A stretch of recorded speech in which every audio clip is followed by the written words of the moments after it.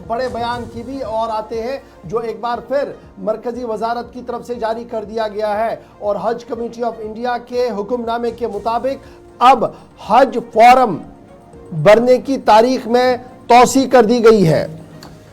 हज committee of India की जानिब से नई तारीख का ऐलान कर दिया गया है, जो कि तारीख खत्म होने वाली थी जिन लोगों ने फॉर्म भरना था, और इस हवाले से मुकम्मल तफसीलात सामने आ गई हैं। और नई तारीख अब 30 सितंबर होगी साल 2024। तब तक जिन लोगों ने भी हज के लिए इस बार जाना है, आज़मीन हज के पास एक और मौका होगा कि वो 30 सितंबर तक अपने फॉर्म अगर अभी तक जमा नहीं करवा सके तो वो करवा सकेंगे। वजारत अक़लियती अमूर भारत सरकार में डायरेक्टर और हज कमेटी ऑफ इंडिया के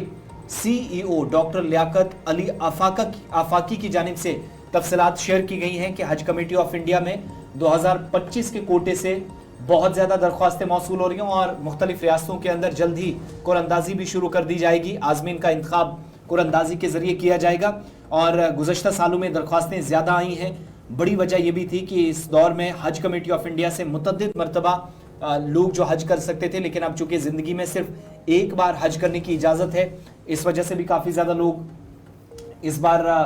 फॉर्म जमा करा रहे हैं और जो एक्चुअल कोटा है 1,75,000 के आसपास, उससे भी ज़्यादा जो सीटें टोटल रखी गई हैं उससे भी ज़्यादा इस बार फॉर्म जमा हो चुके हैं। मजीद हज कमेटी ऑफ इंडिया की जानिब से बताया गया है कि जून 2024 में ही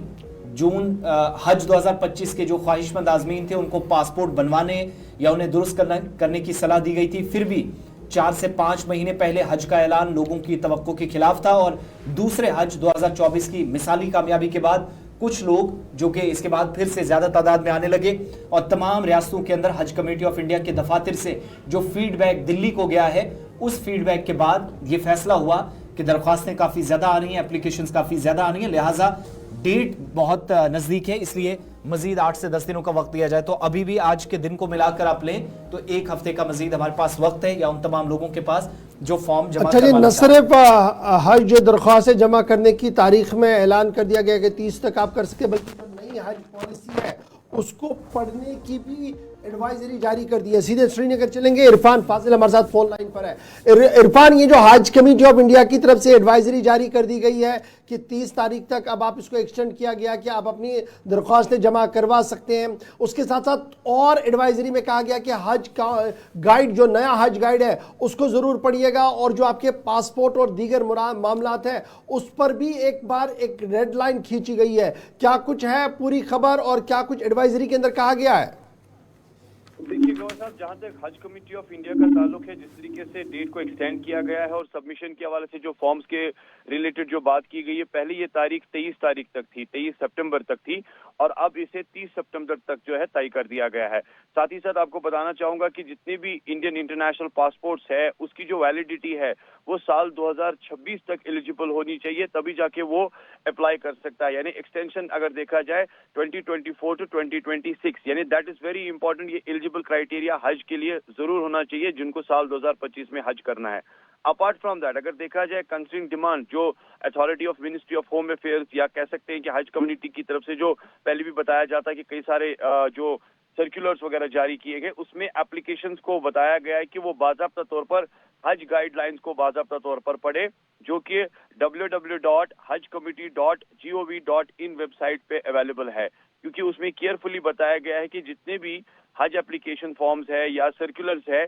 ताकि उनकी पूरी तरह से इंफॉर्मेशन है, अवेयरनेस उन तक रहे। क्योंकि अर्लियर हमने देखा था कई सारी चीजें इशू जो है हज कमेटी ऑफ इंडिया ने की थी, उसमें डेट एक्सटेंशन की बात पता नहीं चलती थी, गाइडलाइंस को लेकर बात पता नहीं चलती थी, और नोटेबली अगर मैं कहूँ साल 2024 को लेकर 60,008 पिलग्रिम्स जो थे वो जम्मू कश्मीर की JNK की तरफ से जिनने हज के फराइज अंजाम दिए थे। और इस बीच हमने देखा कि लास्ट टाइम जो तकरीबन कुछ ट्रेजेडीज भी हुई थी, जिसमें 11 के लोग करीब जो है वहां पे वो मर गए थे बिकॉज वहां हीट स्ट्रोक काफी ज्यादा था। तो हो सकता है कि इन गाइडलाइंस को लेकर ये पहली सारी चीजें जो है इसमें ऐड ऑन कर दी गई है, ताकि पहले से ही हजाज किराम जो है वो इन सारी चीजों पर अवेयर रहे। अपार्ट फ्रॉम दैट, अगर मैं बात करूं गाइडलाइंस ड्राफ्टिंग जो होती है या मॉडिफिकेशंस जो होती है, पॉलिसी एक्सटेंशंस के साथ साथ जो कंपेनियंस होते हैं, उसमें ब्रैकेट के तौर पर बताया गया है कि उम्र का जो है तकरीबन 60 से लेकर 65 तक होनी चाहिए, क्योंकि अगर देखा जाए पार्शली हमने देखा हज का गाइडलाइंस में 2025 में, उसमें हमने कई सारी चीजें देखी थी जो कि 60 से 65 कैंपेनियंस के बारे में बात की गई थी, मगर जहां तक स्पाउस के साथ साथ सिबलिंग्स का ताल्लुक है, जितने भी पिलग्रिमेज है उनकी एज जो है वो 65 उम्र से ज्यादा थी। तो इसी सर्कुलर को मद्देनजर रखते हुए बताया गया है कि एज ग्रुप जो है